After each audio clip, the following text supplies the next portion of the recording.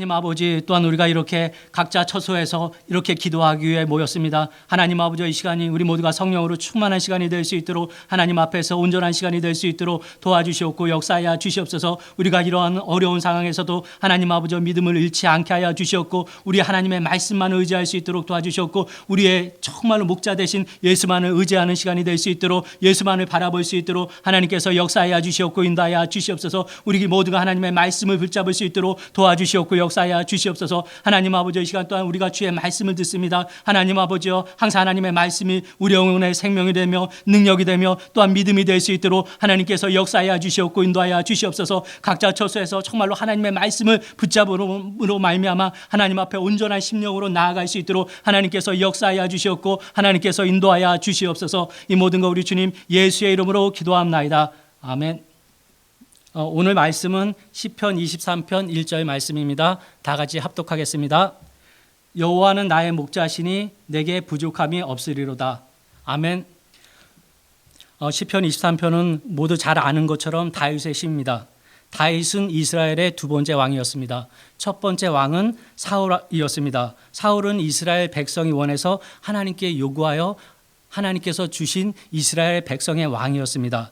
인간적인 모습을 볼 때 다윗에게서는 없는 사흘만의 모습이 있었습니다. 그 모습은 정말로 왕으로서 인간들의 왕으로서 정말로 흠도 없었고 온전했습니다. 그러나 사울 왕이 하나님의 말씀을 불순종했을 때 하나님을 그가 인정하지 않았을 때 하나님께서는 사울 왕을 버리셨습니다. 사울 왕이 버림받고 그 다음에 하나님께서 원하셔서 하나님께서 택하시고 기름 부음을 받아 정말로 왕을 세우신 자가 바로 다윗이었습니다. 그러면은 다윗이 사울과 다뤘던 점은 무엇입니까? 다윗이 어떻게 하나님 앞에서 이스라엘 백성들의 왕으로 세우기까지 하나님께서는 다윗의 무엇을 보셨을까요?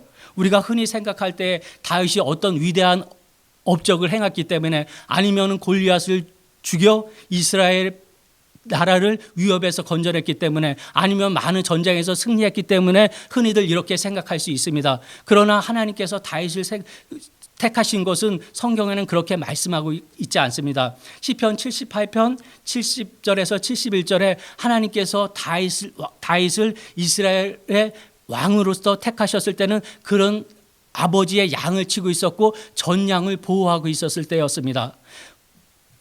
이스라엘과 블레셋의 전쟁이 있었습니다. 블레셋에서 쳐들어왔고 골리앗이라는 장수가 여호와의 이름을 회방하며 이스라엘 백성들을 조롱하고 있었습니다. 그때 다윗이 그 말을 듣고 사울에게 다가가 내가 골리앗과 싸우겠다고 말했습니다. 그러나 처음에 사울은 이를 허락하지 않았습니다. 그 이유는 무엇이냐면은 골리앗은 어려서부터 정말로 용사였지만 다윗은 그 당시에 거의 지금으로서 고등학생 수준인 어린 아이였습니다. 한낱 소년에 불과했기 때문에 사울은 그를 골리앗과 싸우도록 허락할 수 없었습니다. 그러나 정말 다윗이 사울에게 말했습니다. 내가 아버지의 양을 지킬 때에 곰이 와서 사자가 와서 양의 새끼를 잡아갈 때 내가 쫓아가서 양을 구하기 위해서 사자와 곰을 물리쳤다고 말씀하고 있습니다. 그리고 그 맹수들이 자기를 공격할 때도 물리쳤다고 말씀하고 있습니다. 이렇게 그 말을 듣고 사울은 골리앗과 싸울 수 있도록 다윗을 허락합니다.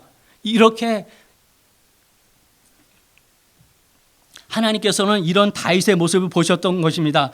아무도 관심이 없었던 광야와 같은 그런 곳에서 다윗은 아버지의 양을 지키기 위해서 자기의 생명을 아끼지 않았습니다. 자기가 맡은 일에 최선을 다했을 때 하나님께서 그것을 보셨던 것입니다. 그러나 다윗이 이렇게 하나님을 의지하고 정말로 그가 자기 삶에 대해서 최선을 다했을지라 할지라도 그에게는 어려움이 많았습니다. 다윗이 정말로 즉위하고 40년 동안 이스라엘을 통치할 때 많은 어려움이 있었습니다. 그 중에서 가장 어려웠던 것은 제가 생각할 때 바로 시편 23편을 쓸 당시였습니다. 이때는 어떤 상황이 있었냐면은 자기가 낳은 아들, 다윗이 낳은 아들 압살롬이 자기가 왕이 되고자 아버지인 다윗을 죽이러 올라오고 있었습니다. 그때 다윗은 그 자기가 낳은 그 압살롬을 피하여 도망칠 수밖에 없었습니다. 그래서 예루살렘을 떠나서 도망갈 때 베냐민 사람 시므이가 이 모습을 보았습니다. 그때 시므이는 어떻게 말하겠냐면은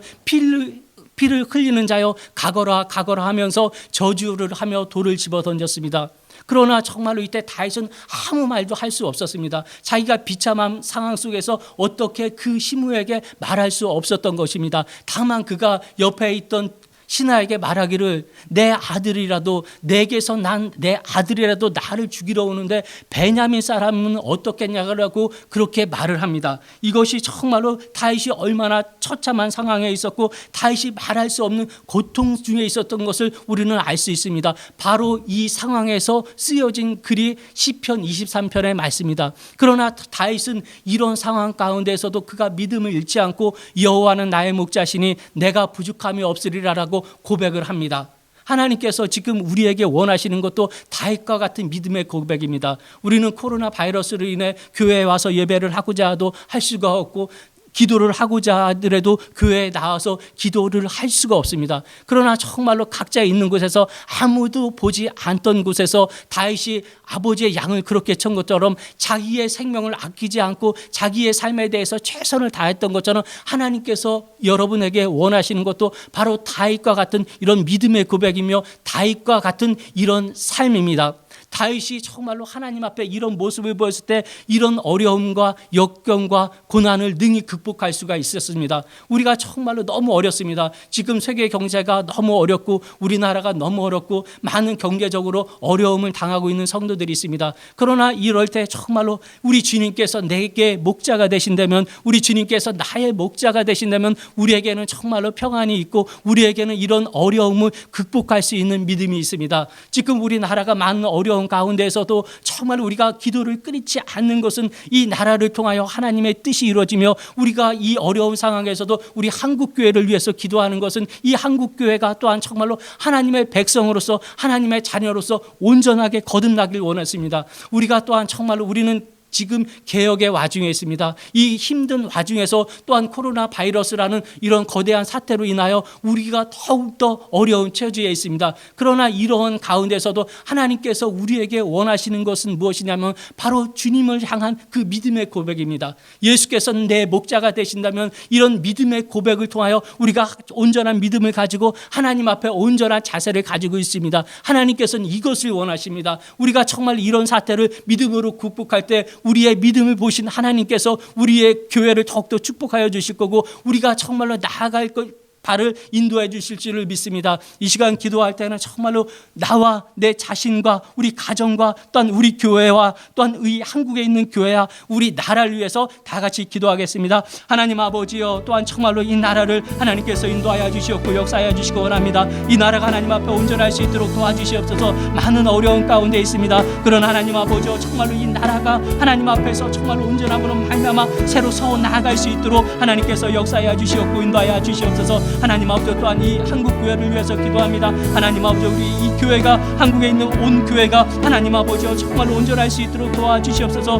이런 사태를 통하여 정말로 더욱더 회개할 수 있도록 도와주시옵고 교회로서 정말로 그 온전한 모습을 갖출 수 있도록 하나님 아버지 도와주시옵고 역사하여 주시옵소서. 하나님 아버지, 또한 정말 우리 교회를 하나님께서 역사하여 주시옵고 하나님께서 인도하여 주시옵고 하나님께서 도와주시기 원합니다. 하나님 아버지, 우리가 개혁의 와중에 어려운 가운데 있습니다. 또한 정말로 코로나 바이러스로 인해 교회가 많은 어려운 가운데 있습니다. 하나님 아버지, 그러나 정말로 성도 우리 교회 모두가 깨어나 있게 하여 주시옵소서. 믿음으로 하나님 앞에서 정말로 온전히 설 수 있도록 도와주시옵고 하나님께서 계획하시고 하나님께서 뜻하신 바를 교회가 정말로 받아들일 수 있도록 도와주시옵고 믿음으로 능히 정말로 이 역경을 견디어 나아갈 수 있도록 하나님께서 역사하여 주시옵고 하나님께서 인도하여 주시옵소서. 이 시간 또한 기도할 때는 정말 이 코로나 사태로 인하여 정말로 우리 나라가 어렵고 한국의 온 교회가 어렵습니다. 정말로 이 일을 위해서 정말로 이 능히 이런 사태를 극복하고 정말로 하나님 앞에 온전히 나아갈 수 있는 이 나라와 이 민족과 우리나라의 교회가 될 수 있도록 다 같이 기도하겠습니다.